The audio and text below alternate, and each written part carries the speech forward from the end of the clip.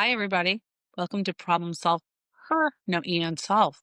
I'm your co-host, Chloe, along with my girl, Dagmar. Daggylicious, dags in the house. That's I was going to try out beautiful, for the opera, Chloe. but Makes me already happy. come on, That get was great. happy. Yeah, that's right. Guys, if you didn't already know, if you want to find us, we are everywhere on YouTube. ProblemSolvHer, no hand solve, ProblemSolvHer.com for all the coaching offerings. We're on Insta, Problem Solve Her. We're on TikTok, Chutzpah Girl, GURL. If you don't know how to spell Chutzpah, look it up because everybody knows the word. It's like kind of this cool thing everyone's doing. And Apple, Spotify for the podcast. We're literally everywhere. And we love you. We hear you and we see you. And we have some interesting topics. Dagmar picks them every week. She tells me 3 minutes before, and then I formulate because that's my creative brain. And Dagmar is going to lead us off and tell us what we're discussing today. And she's going to give you a little insight. And then I'm just going to piggyback off of her. So Daggy, let's get it started. So what is creativity and why is it crucial for your success? So just interesting thought. As I grew up as a child, I loved painting and I painted like day in and day out. And I loved writing little books and I loved Lego. Building was my drive, every day building houses, bridges, tunnels, and theme parks and anything. And then as I got older and my logic kicked in more and more, and it was a lot of times because of my father. If I wanted something, then I had to explain to him, how does it work? And if I could explain to him, I got it. So he really trained my logical, structural brain so that now I'm at the point I'm really 75% logical and structured and 25% intuitive. And this original creativity of painting, I really don't have so much anymore. But what I'm learning and what I love doing my research before we started the topic is creativity can really be defined in many, many ways, not just being an artist, not just painting or writing. Creativity can be that you look at a problem from different perspectives, right? Not only from the logical or financial one, but also how can you be resourceful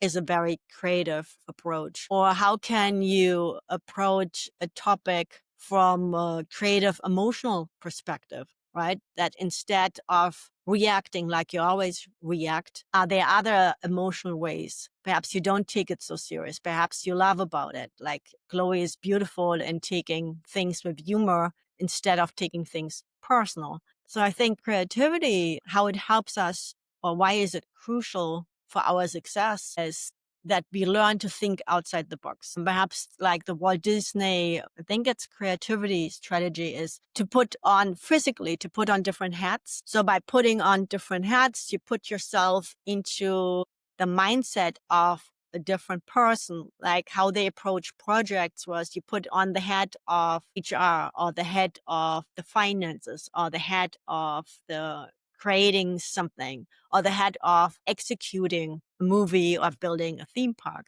So I think it's a topic perhaps underestimated of the impact it can create in your local business and your service business, in your product creating business, or as a content creator. Absolutely. I agree with everything that you just said. So we're done with this episode. No, I'm just kidding.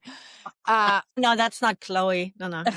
I A don't believe that. 100%. Listen, you hit the nail on the head. For me, being creative, my mom's an artist. She's an abstract artist, right? So I grew up in a very creative home. My father had his commercial real estate business, which I talk about a lot on here, where I've been working for him since I was 12, slave labor, the whole thing. So I came from two parents that were extremely creative. They were hippies. They were living in LA. My dad was an actor and my mom was a TV producer. And then my dad became this very serious businessman. And he went to commercial real estate, which my grandfather happened to be in also. And he was excellent at it. But the best deals that I ever saw him do were so creative and so thoughtful outside the box that no one in a million years that came from a very analytical business, this is what I learned in school.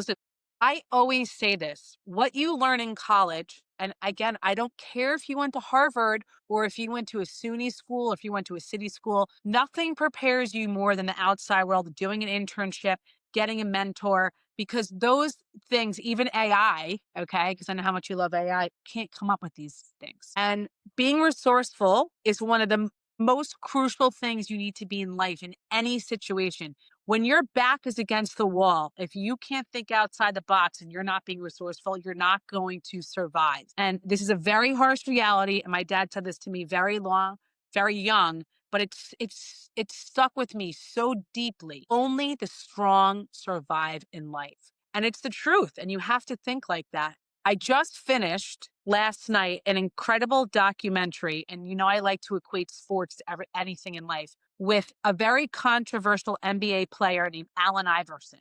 AI. He's very famous. He was really big in the early 2000s when all these guys were coming up, John Starks and Ewing and all these people. Well, Ewing was more 90s. And even though I was a New York Knicks fan and I worked for the Dolan family who own the Knicks, and when you're a New York Knickerbocker, you're like diehard for life. This guy was so creative and so cool. I liked him anyway. And he played for the Sixers. He played for Philly because he came out on the court and he wore cornrows and everyone was flipping out. Oh my God, he's bringing like rap to the basketball court. It's like, who cares? This guy was so cool and did what he wanted to do. And because he was so authentic and original and creative in his own way, he signed a deal with Reebok where they are paying him $800,000. Now, back then when he signed it, that was so 800,000 then is worth, 2.5 now for life. That was the deal. He was a genius. They pay him $800,000 every single year for the rest of his life.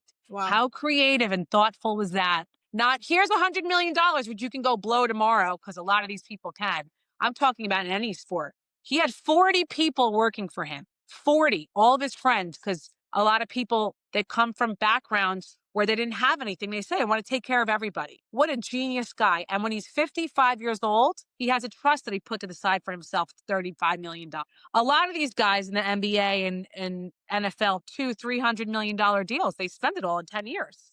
To be creative and to think outside the box and to be resourceful doesn't just mean, like you say, art, but art does imitate life. So we have to think how we're different, how we're unique, how we can walk into a room with all these big CEOs and all these guys that went to Harvard. And what are we going to say that's going to blow their mind? We would like to take a moment in this episode to thank our sponsors. Palm Beach Dog Academy is located right here in the heart of sunny South Florida. Founded by Jeff Nelson, who did his training at the Harvard of Dog Training Academies at the Tom Rose School in Missouri. I can say firsthand that Jeff not only has the credentials and the experience, he knows how to train dogs properly. He trained my beloved Oscar, our furry favorite guy who lived till 19 years of age. For more information about Jeff's packages and his academy, please visit palmbeachdogacademy.com. Yeah. So I want to say something and try not to interrupt me because it will take me a few seconds to make my point. So what you just said with AI, right? Yeah, I love AI totally.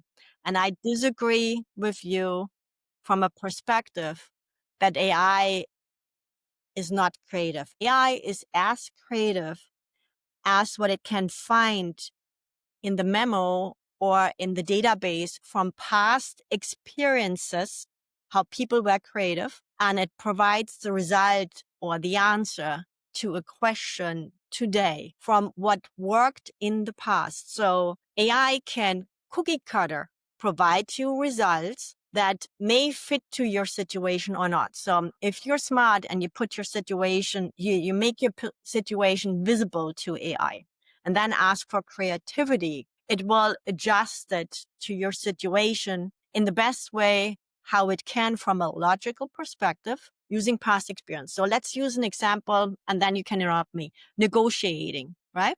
So somebody could think, oh, I don't I just use AI for negotiating, right? So this is my situation. I'm in this industry.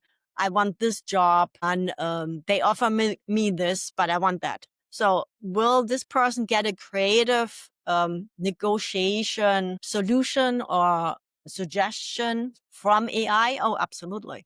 Right. So AI is using past experience for this industry, for the job, compare what people normally get in the industry money-wise and what this person's asking. And then it will create an output, right? Is this the only output and is this the best output? Probably not, but it's a result. So it's a creative, it's an output created with creativity from the past. But, and then I agree with you from a human perspective, you have to use intuition. You have to put yourself in the situation. You have to know not just the industry, but this company, what's their feel and look and taste, right? So there are so many ways you as a human, if you are as capable as Chloe, master negotiator, but you know from your experience and knowledge what you want to think through, what AI will never be capable of because it doesn't have the human aspect. Well, first of all, I don't interrupt people. I wait till they're finished. Here's the thing. And then you and I kind of go back and forth on this. I'm not against AI.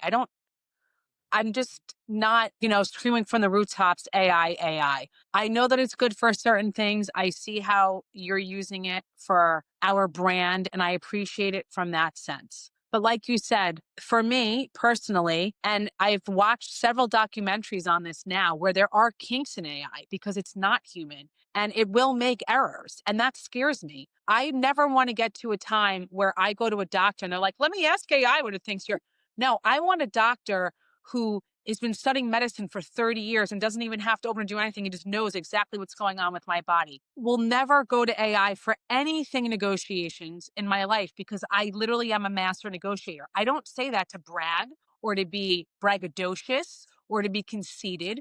When you've been doing this for over 30 years, and especially at a time where there were no female commercial brokers in an industry where all the females were working in residential in the early 2000s. Nobody can take that away from me because I learned so much going into being the only woman in a male-dominated industry for so many years that AI should consult me because that's how much knowledge I have. It doesn't mean I'm against it. It doesn't mean that maybe it wouldn't come up with some creative ideas, but the human emotion creates things that no one else and nothing ever will. That's all that I'm saying.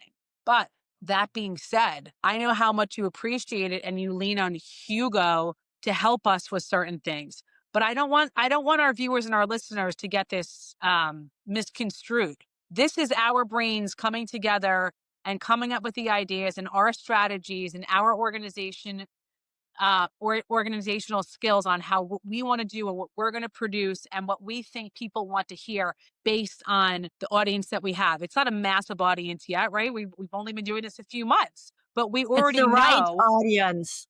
But it's the right audience. It's our niche audience. We're not here. It's like saying, what do you want in a group of friends? Do you want the quality or the quantity?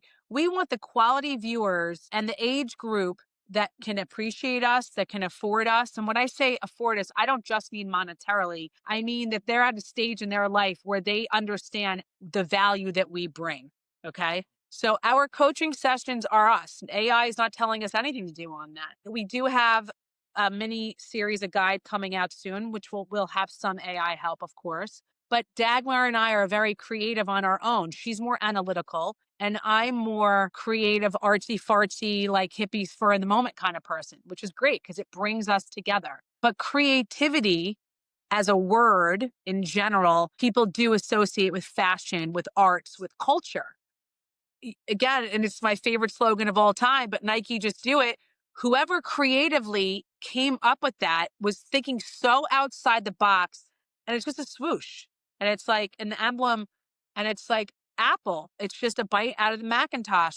Those creative people that are thinking of these companies, Microsoft and Amazon and Whole Foods, and how they got to the name and what is behind it, to me, are creative geniuses. Problem solve her and the chutzpah goal. And the chutzpah girl, that's right. Yep. You came up with problem solver. I came up with I've been the chutzpah girl for years. If people look back, I've been her forever. But I think that it's important not to talk about how amazing we are. But if I was to make a point about how fabulous we are, it would be this. Dagmar and I collectively bring so much to the table with our experiences in business, in life, and in relationships. We've both coached over the years in different aspects. We've both worked for nonprofits. We're humanitarians. We're humanitarians, plural.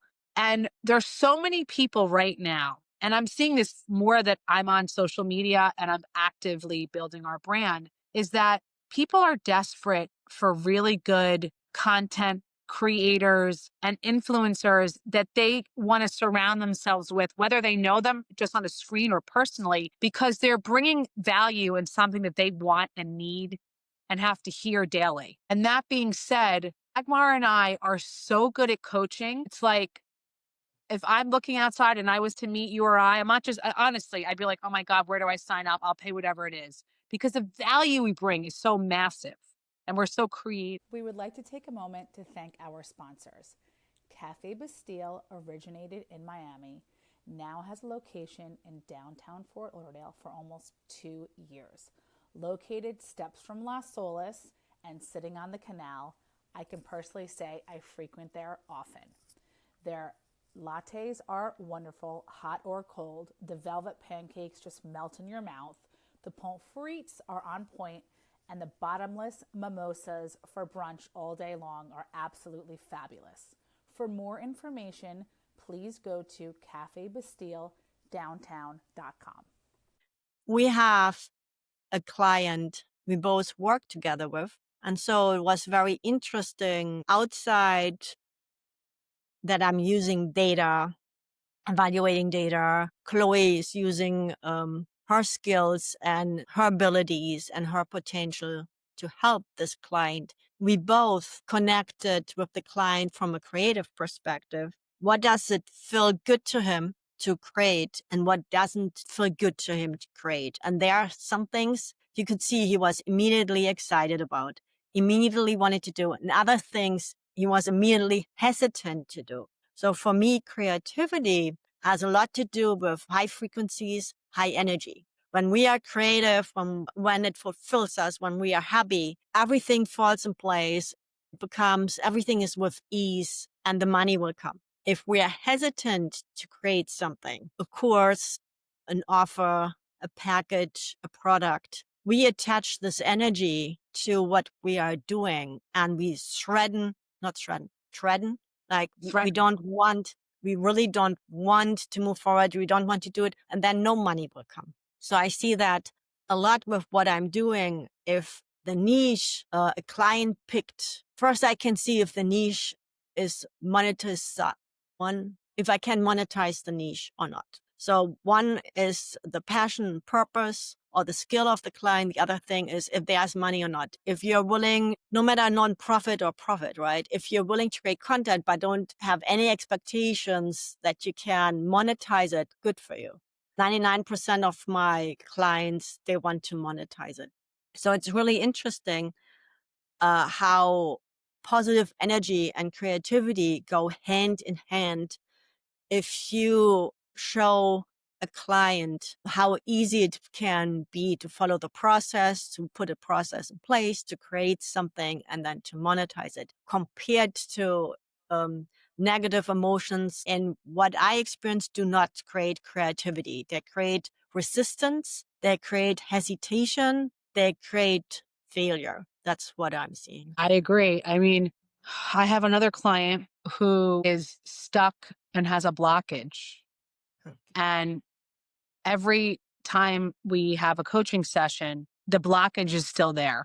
And it's hard because you want this person to succeed. And if we have things that are in our way to becoming more successful, to believing in ourselves, to knowing that we're so good at what we do, it creates what you said. I mean, we have to stay positive and we have to believe in ourselves. And really this is my takeaway, because I'm thinking of it right now. If you know that no matter what, you can work through anything. And when I say anything, that's an argument, that's an obstacle, that's a project you have to finish, whatever it may be in life. If you know that you can get through it, and it might not be in 5 minutes or the next day, but you know in your heart that it will, it's like nothing can nothing's in your way. Nothing is in your way. Push through, move forward. It's going to happen. Period. End of story. Yeah. My one message is trust your gut, trust your intuition. Absolutely. We have to. Without that, what's the point? We thank you guys for listening and for watching. And you know where to find us because we already told you. We're grateful for you. We're grateful and we're here for everybody. And we love you and we see you. Hear you. Love to all. Just a quick note before we end. This conversation is for inspiration and empowerment only. It's not medical, mental health, or legal advice. We are not doctors, therapists, or lawyers. Just women sharing real stories and personal truth. Always seek professional guidance for your unique situation.